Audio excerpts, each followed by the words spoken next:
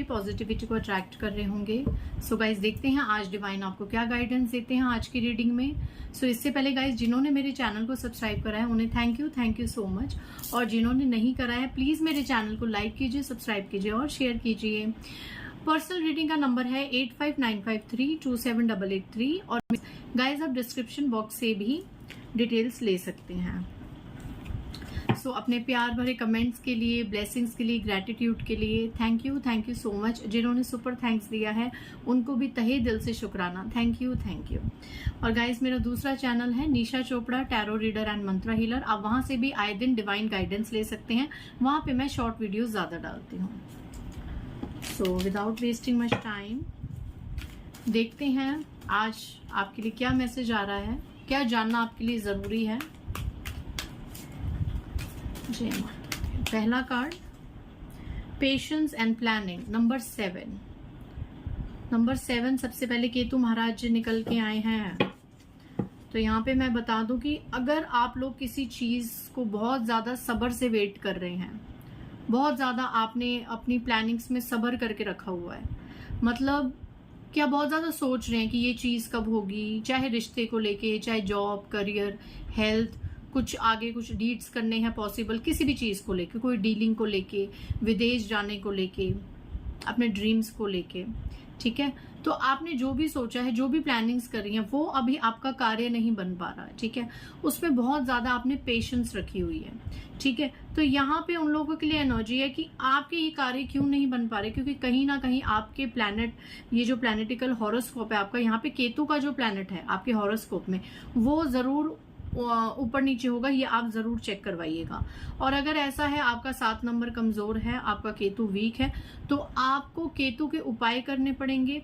केतु की रेमेडीज आपको यूट्यूब पे किसी पंडित से या गूगल में सर्च करने पे आराम से मिल जाएगी। आप हर सैटरडे एटलीस्ट 9 सैटरडेज आप केतु की रेमेडीज करेंगे तो जिस चीज में आपने बहुत ज्यादा सब्र रखा हुआ है, मे बी वो चीज आपके लिए वर्क करनी शुरू हो जाए। नेक्स्ट देख लेते हैं, क्योंकि राहु और केतु ऐसे प्लैनेट्स हैं कि जब ये, वैसे तो सारे प्लैनेट्स के अपने अपना एक अपना अपना ऑरा है, एक अपनी अपनी पावर है, बट राहु और केतु दो ऐसे प्लैनेट्स हैं जो अगर किसी की लाइफ में अच्छा वर्क करे तो रंक से राजा बना देते हैं और राजा से रंक बना देते हैं, ठीक है ना। बाकी प्लैनेट्स के अपने अपने सेक्टर्स हैं, लेकिन जो राहु और केतु है ना, ये तो अगर अपनी जिद पे आ जाएं, क्योंकि ये असुर ग्रह हैं, तो ये अगर अपनी जिद पे आ जाएं तो आपको क्या नहीं दे सकते, और अगर अपनी जिद पे आ जाए तो आपसे क्या कुछ छीन नहीं सकते। सो इन दोनों को शांत करना तो बहुत जरूरी है।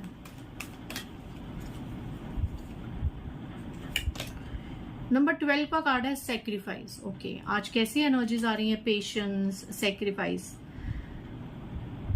यहाँ पे ऐसी एनर्जी आ रही है कि आप लोगों ने ना अपनी लाइफ में बहुत ज्यादा त्याग करे हैं, बहुत सेक्रीफाइसेस करे हैं आपने, चाहे रिलेशनशिप में हो, किसी का कुछ अच्छा करना हो। नंबर 12 की एनर्जी है, 12 नंबर, 3 नंबर आपसे रेजोनेट हो सकता है।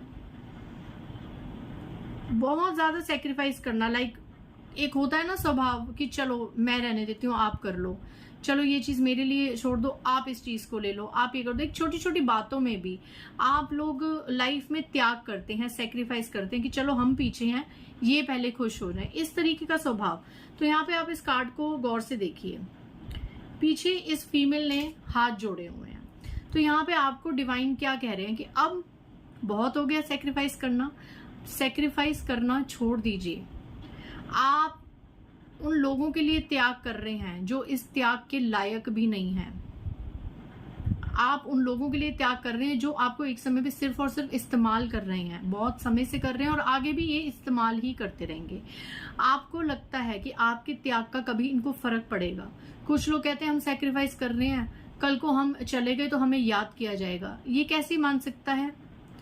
एक सिर्फ अपने मरने के बाद, जो कि आप सुन भी नहीं सकोगे, आपको नहीं पता आपका कहाँ जन्म हो चुका होगा, आप किस लोक में बैठे होंगे, एक उस लाइन के लिए, किसी को एहसास दिलाने के लिए आप अपनी मृत्यु का वेट कर रहे हैं, और जो चीज आपने कभी सुननी भी नहीं है उस चीज के लिए आप अपना अभी का एक मनुष्य जीवन है वो कितना खराब कर रहे हैं।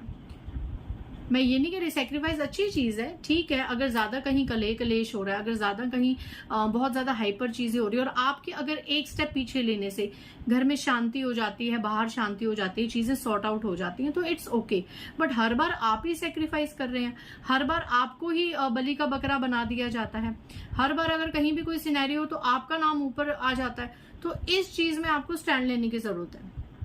आपको पहले खुद अपनी वर्थ समझने की जरूरत है, तभी बाकी के लोग आपकी वर्थ समझेंगे। ये त्याग की भावना, ये सेक्रीफाइस अब छोड़ दीजिए। त्याग वहां कीजिए जहां पे सामने उसका मूल्य जो है वो समझा जाए, जहां पे आपके त्याग का कोई मूल्य नहीं है, जहां पे आपका प्रेम का समर्पण का कोई मूल्य नहीं है, वहां पे इस तरीके के सेक्रीफाइसेस करना सिर्फ और सिर्फ बेवकूफी है और अपने मनुष्य जीवन का, अपनी सोल का अपमान है, जो कि आप खुद अपने लिए कर रहे हैं। और फिर आप रोते हैं लोगों के आगे कि हमने उसके लिए ये किया, हमने उसे इतना दिया और उसने हमारे साथ क्या करा। पहले मैं आपको एक बात बता दूं, ईश्वर जब आप पे कृपा करते हैं, ईश्वर जब आपकी भक्ति देखते हैं, ईश्वर जब आप पे प्रसन्न होकर आपको ब्लेसिंग्स देते हैं, इसलिए नहीं देते कि आप लोगों में बांटते फिरें।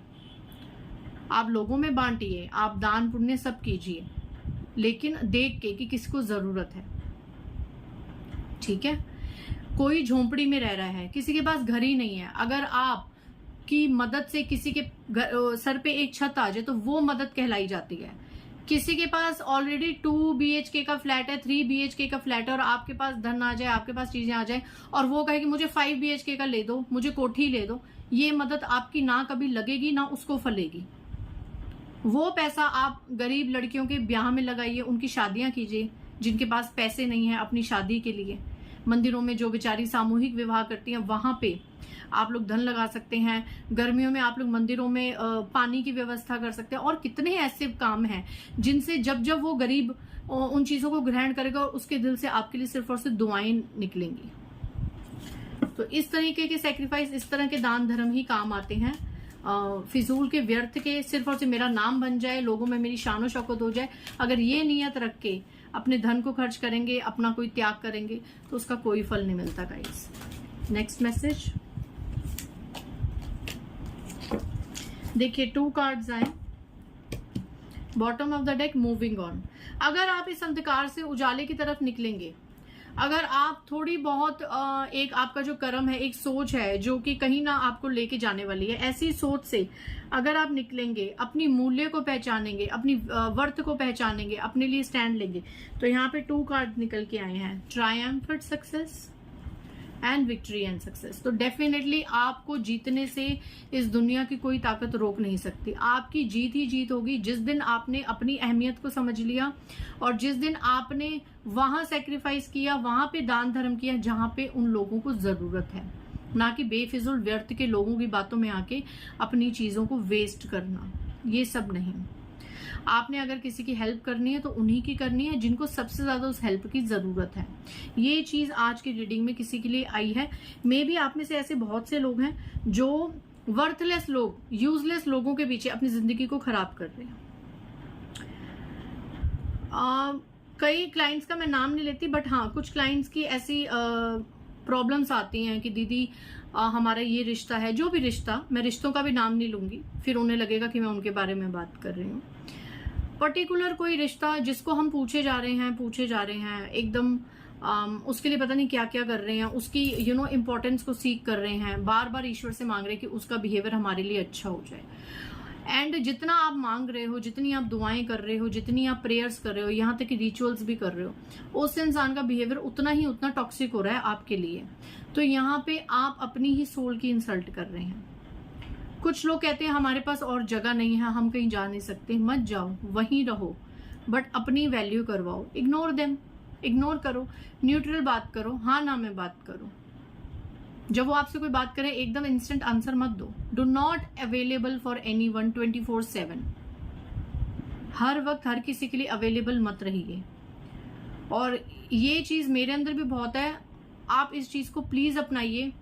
अपनी रिस्पेक्ट सबसे पहले। जहां पे आपकी भावनाओं की कदर नहीं हुई है, वहां से आपको मूव ऑन करना ही। और यहाँ पे आया भी कार्ड यही है, मूविंग ऑन। क्योंकि इसके नीचे आया हार्मनी। देखिए यहाँ पे हार्मनी एकता है, एक हाथ मेल का है, एक हाथ फीमेल का है। दोनों पक्षों से, दोनों तरफ से जब हाथ मिलते हैं तो ही हार्मनी होती है। एक हाथ से आप ताली कब तक बजाते रहेंगे? आखिर कभी तो आपका भी सब्र का बांध टूटेगा ना। सो क्यों अपनी इतनी डिसवैल्यू करनी, डिसरिस्पेक्ट करनी? निकल जाइए इस अंधकार से, इन टॉक्सिक रिलेशनशिप से, इन टॉक्सिक, बेशक आपको वहां रहना पड़े बट अंदर से तो पहले डिटैच होइए। फिजिकली डिटैच तो बाद में हो जाएंगे, पहले मेंटल लेवल पे, इमोशनल लेवल पे तो डिटैच हुई ऐसे लोगों से। और जब आप इन लोगों से डिटैच होंगे, आप देखना आपकी लाइफ में क्या चेंजेस होंगे। ये लोग आपसे अटैच होना चाहेंगे, जो कि प्रैक्टिकल लेवल पे काफी चीजें होती हैं। ये मेरा एक्सपीरियंस है, ठीक है। सो अपनी वर्त रखिए, अपनी रिस्पेक्ट करिए, दान धर्म कीजिए, हेल्प कीजिए, लेकिन नीडी लोगों की, जिनको सच में उसकी जरूरत है, हर किसी की नहीं, ठीक है। सो आज की रीडिंग पता नहीं किससे मैच होगी, किसके लिए एनर्जी आई है, बट जिसके लिए भी आई है इससे मोटिवेटेड होइए और अपने आप को बूस्ट कीजिए और अपने कर्मास को हमेशा सिक्योर कीजिए। मिलते हैं नेक्स्ट रीडिंग में। बाय गाइस, जय माता दी।